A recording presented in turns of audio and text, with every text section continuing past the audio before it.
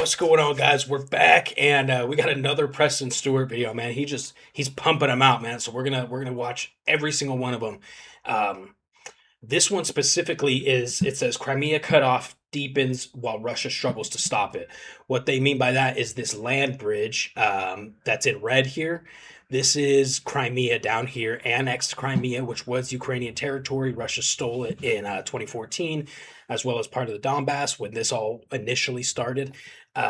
Anyways, Crimea is kind of regarded to be, it's definitely the southernmost point of Russia and one of the closest points to where they can launch a lot of munitions and, yeah, launch a lot of munitions, drones, blah, blah, blah, from Crimea into Ukraine and have a relatively small flight time. So Ukraine obviously knows that, and they've realized that to supply Crimea with everything, all logistics, supplies, food, water, munitions, and everything. It's almost all coming from this one road, this one pipeline. And Ukraine has been annihilating this pipeline. And classic, very, very smart Russian commanders and politicians decided that they would make it illegal to travel on this road unless you are military personnel, right? So Ukraine now knows every single vehicle on this road is bad, and they can hit every single vehicle. They don't have to be concerned with accidentally hitting civilians, right? So it's this is becoming a massive issue, and we just recently saw a retreat or withdrawal of Russians from the Kherson region, largely because their logistics and supplies they can't get them anymore. The Ukrainians have completely stopped it. Kherson's up here a little bit. That is also being supplied via this road. So we're going to watch that. Before we do jump into it, though, a couple of things. This is huge, you guys. I realized I made a video about this, and then the audio was trashed on it, so I had to delete the video. So I haven't shared this with you guys yet. We've been running this this fundraiser for a few months now, and it's through Zigas Pa. Shout out to Zigas Pa. We've done a couple fundraisers with them now. They're a charity organization in Ukraine that helps facilitate these fundraisers. Anyways, this was a fundraiser for Azov's sniper team Tuman. Tuman means the fog. It's a play on like the movie The Mist, where the monsters come out of the mist and get you. Anyways, this is an extremely high level elite professional unit. It's at the very tip top of the first Azov Corps. It's literally a detachment of the Corps rather than going from Corps, brigade, battalion, platoons, blah, blah, blah, or companies, platoons, blah, blah. It's right up here at the Corps level. They are at the tip of the spear, if you will. And this fundraiser was to get these snipers some new optics. And we just a couple days ago hit our goal, 50 grand completed. In the books, done. Now Zigas Pa can go purchase these optics, and we can get them over to the guys at Tuman company or Tuman special team Tuman. And ideally, I'll be there and be able to take photos with these guys and stuff. So super cool, like beyond cool. Words don't even do it justice to how helpful this is going to be for those guys. So thank you guys, everybody who supported. Even if you didn't donate, if you just shared the video, man, that translates into a ton of support for the fundraiser. So thank you guys. Lastly, and then we'll move into it. We're almost 4 minutes in. Don't yell at me. We've got our ORC SHASHLIK shirt that you guys have just been eating up, man. ORC SHASHLIK is orc barbecue. Shashlik is the word barbecue for in Ukrainian and Russian. On the front, we've got Slava Ukraine. On the sleeve, we've got different breed. And then on the back, we've got the orc shish kebab skewered cooking over the fire, ORC SHASHLIK. Super cool. And I'm sharing this again because you guys have just been loving it, man. I see in every video there's comments about it now. So for everybody who's picked one up, thank you so much. It's one of the best ways to support me and what I do here in Ukraine. So thank you guys. And next we have this t-shirt on the website until the end of the month, and then I've got another idea for a flamingo t-shirt. Hint, hint. So that'll be cool. Anyways, let's jump into it, guys. Crimea cut off. Let's get after it. Obviously, go check out Preston. Like, share, subscribe to Preston. He is the GOAT, man. Let's go. Which is part of a deliberate strategy that Russia can So Ukraine is cutting off Crimea, which is part of a deliberate strategy that Russia can see playing out, but so far has been unable to stop. I mean, just a few days ago, Russian war correspondent Veteran Notes said, quote, "The situation in Crimea is worsening every week, and by the fall, if the situation is not reversed, the peninsula could be in a state of siege," end quote. So today we're going to take a look at exactly how the isolation of Crimea is happening, and stick around for the end of today's video. We've got some exclusive high-stress footage from the 104th Brigade showing how pickup trucks that we provide are used at and near the front. This is the impact that you all are having day in and day out. Now, starting with a map here to give you an idea of the challenges that Russia faces in protecting Crimea. This is the southern portion of occupied Ukraine. You've effectively got three ways into and out of Crimea. Overland, that's cars on roads, and then rail lines, by sea and by air. Now, when looking at the overland routes, we're going to walk through each one of these in detail today. There's two overland routes from the north, and you've got one coming from the east to the west over the Kerch Bridge. Historically, like over the past couple years, 95% of the supplies going to Crimea have come via these overland routes. So either through the southern portion of occupied Ukraine or across the Kerch Bridge. You also then have the sea routes, which could be either here through the Sea of Azov to the northeast or around the southern portion, maybe to the western coast here of Crimea or some of these ports in the south. The sea routes have only accounted for about 4% of supplies to Crimea. And then, of course, you have airlift, strategic airlift if needed to provide anything for civilians or military. Only 1% of supplies have come to Crimea via air in recent years. Now, as a little bit of context here, over the past few months, we have seen Ukraine roll out what they call their middle strike campaign. In short, they have mass-produced drones that can hit targets 50 to 300 kilometers behind the front and have created a situation where Russia simply cannot defend everywhere all at once. Now, a lot of these drones are getting through every day, and it's causing a pretty significant disruption, not only to Russian logistics, but their planning as well. I mean, to be blunt, if you can't resupply your forces at the front, that front is not going to exist very long. And that is the long-term picture that pro-Russian commentators are watching right now, saying this issue, this logistics issue, has to be resolved ASAP. And as we sit here today, it hasn't. Now, starting with the strikes that Ukraine has been carrying out to isolate the Crimean Peninsula.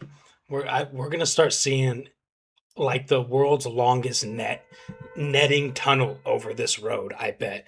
It maybe if they can get it up fast enough before Ukrainian drones tear it down every step of the way. Every time they make progress, Ukrainian drones take out the net, but it's their only option at this point. We're going to start up here in the northeast, this Chongar route that was hit a couple of times over the course of the last week or so. You'll see this bridge here. We'll pull it up with some satellite imagery, and I think we've got some footage of this bridge being hit as well. Russian correspondent, military informant, said, quote, "The enemy has repeatedly attacked the bridge in Chongar, which is again damaged. In theory, Ukraine could regularly launch several drones over the bridge, damaging it each time and preventing repair crews from properly restoring the damage, which would disrupt logistics even without destroying the bridge itself." That's one little component here. So long as Ukraine has the ability to range these areas with even limited munitions, it puts a strain on the traffic. And you're having drivers say, well, we're not going to go that route, or at the very least slows it down to a considerable amount. Now, there's a kind of avalanche effect here, a ripple effect, if you will. So when we look at the Chongar approach in the east, we'll go back to the other map here. I think this is a little bit easier to see the bridges coming in. With this bridge closed down, Russia is having to push further west to come across land routes in the north.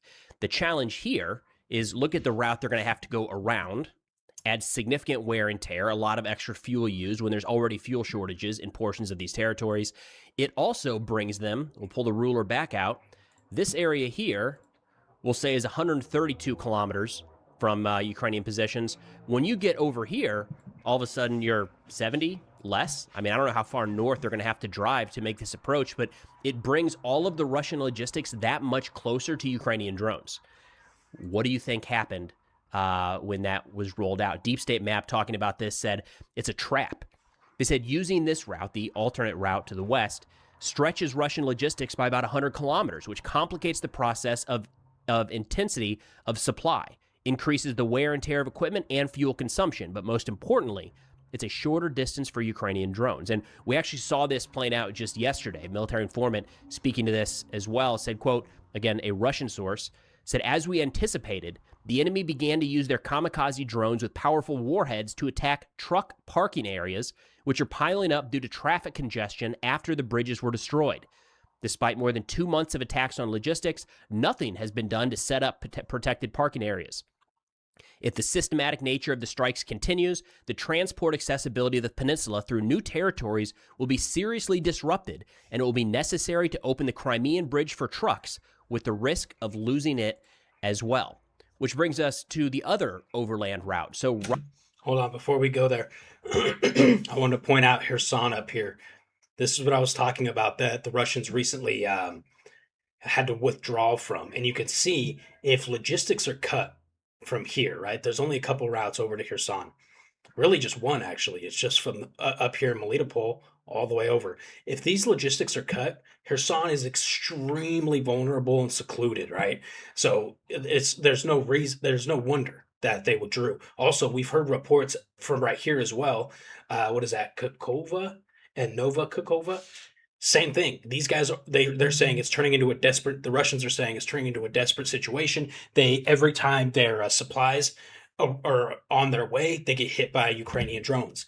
So in my fantasy world, what I would love to see, and maybe it's not realistic, but I would love to see them sever this entire chunk of occupied Ukraine right at this road, if you will, right here, and reoccupy all of Crimea and this southern part of Ukraine right here, and establish a new front line here. How wicked would that be for Ukraine to get Crimea back in the middle of Russia's full-scale invasion? What a disaster that would be for the optics of the Russian Federation and their war, right? It's like, wait, we started this war, we only took 20% out of in 4.5 years, and we lost Crimea. What's going on? Right now, we are seeing pretty consistent Ukrainian strikes on the two land routes moving into northern Crimea. That's a problem for Russia. Again, even if it just drops by 20, 30, 40% and does not have to get to zero, becomes a major issue keeping Russian forces supplied in Crimea and moving anybody back out to Russian territory. But let's shift over to the other overland route, the Kerch Bridge, which is not, to my knowledge, been hit anytime soon, but we're hearing more and more from Russian sources saying this is about to become a priority target. In fact, Alexander Kots, another Russian reporter here, said, quote, the corridor is being attacked by Ukrainian drones, fuel tankers, and trucks are regularly set on fire. One by one, the threads connecting the peninsula to the mainland are being severed. What will be the final link in this chain? The answer suggests itself, the Crimean Bridge. It makes sense, right? This isn't rocket science. It's, you start to cut off the territory to the north. What comes next? The one artery in the east. Now, I should note that even without cutting off the Kerch Bridge, the northern approaches is where the vast majority of overland supplies have come into and out of Crimea over the course of the last few years. So even if you just shut these down by 50%, it is a major, major, major hit to Russians on the peninsula. Now, there are other options here, right? We have sea routes through the Sea of Azov around the Black Sea, and then the air corridor as well. The sea is not used nearly as much as you might think in this regard. There's an estimated 40,000 tons per month moved by sea to supply Crimea, and there's limited capacity. If we zoom out a little bit here, there's no new ships coming into the Black Sea or the Sea of Azov. So whatever Russia has there right now, that's it in terms of their capacity. They can't build up a new Russian armada to try to keep Crimea supplied by sea. And even if they did, these are slow-moving targets, and the ports in this area are getting hit. I mean, the 1st National Guard Corps Azov just released this footage, I think yesterday, to give you an idea. We've seen multiple ships get hit, but Azov said that they went after targets in the Mariupol Sea commercial port. They say the port was used by the enemy for military logistics, as well as the illegal export of Ukrainian grain, coal, and metal to Russia. As a result of the strike, the port's energy, repair, and management infrastructure, as well as facilities supporting port logistics operations, were damaged. So, if they decide to go the sea route, they've got some pretty big stationary ports that are going to come under continued Ukrainian attacks. Again, even if Russia wanted to scale up the sea route, there's only a little bit more that they can do in that regard, which brings us over to the air corridor, right? We are still seeing Russian aircraft flying over Crimea. They have the ability to fly strategic aircraft in here, but it's just not very much, and it's really not built to be able to sustain that. So as of right now, the last few years has seen an average of 8,000 tons being brought in by airlift, 8,000 tons per month brought in via airlift to Crimea. And if you start isolating this to where the only way Russia is getting supplies is some, new Russian airlift 2026, talk about a good way to lose aircraft, right? Yeah. Limited airfields, well within range of Ukrainian drones, having to cycle in and out all day, every day. I mean, come on. We know that there's going to be strategic aircraft either knocked out of the sky by Ukrainian drones or just hammered when they're on the tarmac. Yeah. Either way, let's say the drones were no threat there and Russia had free reign over the entirety of the sky. They don't even have the airlift capacity to keep Crimea operational. So roughly speaking, Russia has around 120 IL-76 strategic transport aircraft. Each of those has around a 60-ton capacity. That would require, again, talking right now, 600,000 tons going into Crimea every single month. That means that Russia would have to fly 10,000 supply sorties, supply missions into Crimea every month, or one every 4 minutes for 30 days. Just not feasible to do that. I mean, aircraft go down. Not all of those are actually operational. And to land, unload all of that equipment, and get back in the sky and turn and burn, it's just not feasible. So yes, Russia could potentially bring in a little bit more via air, but if they have to rely on even the sea and air corridor entirely, you're talking about a collapse of the logistics system in Crimea. And one of the key issues here is as we see the logistics issue becoming bigger and bigger problem for Crimea or for Russia, they're having to relocate air defense assets. So this is a conversation we've had now for a few months where Russia has a limited amount of technologies and capabilities to intercept Ukrainian air defense, be it radars or interceptors or even guns and air defense systems. As Ukraine has stretched the battlefield and started hitting targets across Russia, Russia has been forced to relocate some of those systems to the more priority targets, right? We saw a major plant get hit a few days ago, pretty far east of Moscow. You can expect that is going to be on the receiving end of some new air defense system. These are not rolling off the assembly line day in and day out, which means they have to come from somewhere else. So now that there is a focus on Crimea and isolating this peninsula, there's not like some warehouse full of a bunch of air defense assets that Russia can just surge into this area or the other. If they decide that they're going to heavily protect the northern approaches or the Kerch Bridge or the airspace over Crimea, that comes at the cost of somewhere else. Now, to that end, we have started to see some Russian response. In just the last couple days, we have seen them start to release footage showing interceptor drones being used along this southern corridor, trying to identify and bring down some of these long-range Ukrainian drones. And this is a good time to bring up, Russia has the technology to do this, right? They can intercept Ukrainian drones, and they have been this entire time. The difference that we're seeing right now is mostly in volume. So Ukraine developed the capacity to strike at a longer distance, then ramped up that volume at such a pace that Russia has not been striking at a I think that's just straight up a Starlink bolted to the top of it right there. longer distance, then ramped up that volume at such a pace that Russia has not been able to keep up with their interceptors or their mobile air defense teams. We're starting to see those arrive in the southern approaches throughout areas of occupied Ukraine where they just a few weeks ago weren't really needed. The question now is, does Ukraine have enough drones to be able to keep up that pressure before Russia can surge or develop any of these new systems in the defense? Now, one of the conversations I'm seeing on Russian media right now is to mass some of these air defense, some of these mobile air defense teams around bridges. Instead of trying to protect, we'll go back to the map here real quick, instead of trying to protect all of the occupied territory, being very, very selective. And again, this comes back to the point earlier of if you decide that you have to protect these two bridges at all costs, you're pulling from somewhere else, all right? It opens up other viable targets. It would be interesting to see if Russia does this. They would be able to put a number, create a hard point defense around an area they know is going to be the focus of Ukrainian drone strikes. That makes sense. That could be an increasing challenge for Ukraine. But I do want to say, why is that not happening elsewhere? Right. I mean, we're seeing refineries and weapons manufacturing facilities getting hit day in and day out. And if they're not surging air defense assets there, it kind of makes you wonder about the process of reallocating priorities and the number of assets they have available to do something like that. But again, Russia is adapting. We should expect them to continue to adapt. The race is on right now to see if Ukraine can inflict maximum damage before Russia has a viable counter. Now, quick fundraiser update. We just delivered the 16th vehicle to the 104th Territorial Defense Brigade, and they sent over some footage that I wanted to share with you guys showing how these trucks are being used on and near the front. So to learn more about this campaign or to participate, the link will be in the pinned comment and description below. We'll wrap with a video from the 104th. Here we go.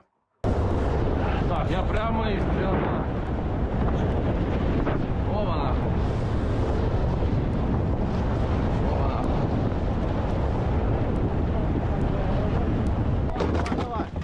Ця хуйня злетіла по дорозі. Не обіссудьте. Хачапурі заберіть. Ти оптику собрав камерою. Все, давай, давай. А назад що, блядь, як?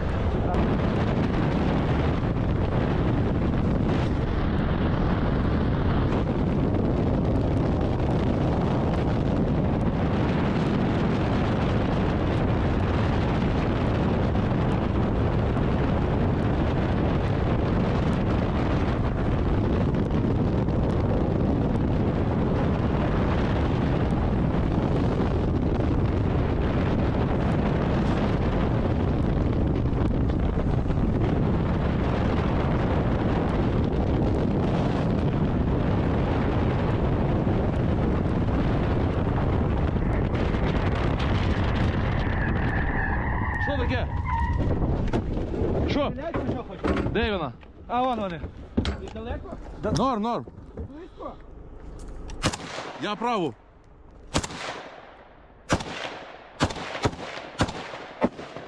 Не зриваються нахуй, але їм пізда вже. I got it. Все, Їдемо нахуй. все. Стой, стой, Жигуль їде. Все, вйобуємо нахуй.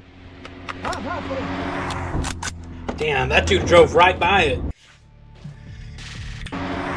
Стой, стой, Жигуль. They're shooting at it right here at the top of the screen. Oh, was I in the way of it?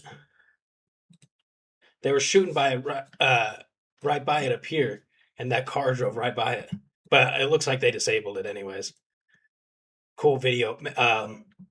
This organization, Car for Ukraine, awesome organization, man. Definitely check it out. And if you want to support Ukraine, help Preston and his fundraiser out. It's very cool. With that said, I wanted to go back here to this photo. Not that one. This one. So the issue is they're cutting off the supply via land here, right? So Preston was saying they would have to either go by air, which isn't going to be sustainable because the minute those planes hit the ground here, Ukraine's just going to drone the hell out of them, or they go by water because there's a large port system here, and there's docks set up for like shipping docks set up, but Ukraine's hitting those as well. And this land bridge is already under fire, and a very, in comparison to these land bridges, a very small amount of resources come through this one. I believe Russia's going to use more water logistics lines. The reason being, drones are a threat, but you can kind of consolidate air defense at the port here. And typically water is not safe for the Russians because Ukraine has gotten so advanced with their sea drone and water drone capabilities, like the Sea Baby, that anything out here would be a danger. But I doubt they would be able to get these sea drones all the way in through here. They might be able to. I don't know much about sea drones, but it would definitely be more difficult to get sea drones all the way around Crimea through this little strait area and then into the port here. So I think we're going to start seeing more supply and logistics routes via water to the ports here. But man, I would love to see Crimea come back to Ukraine. That would be such a slap in the mouth to Putin, dude. I would love that. Anyways, very cool video. Please like, share, subscribe. Again, huge shout out for completing the fundraiser for Azov's Taman team. And if you want an ORC SHASHLIK shirt, description below. Also Discord, link in description. I love you. We'll see you in the next video.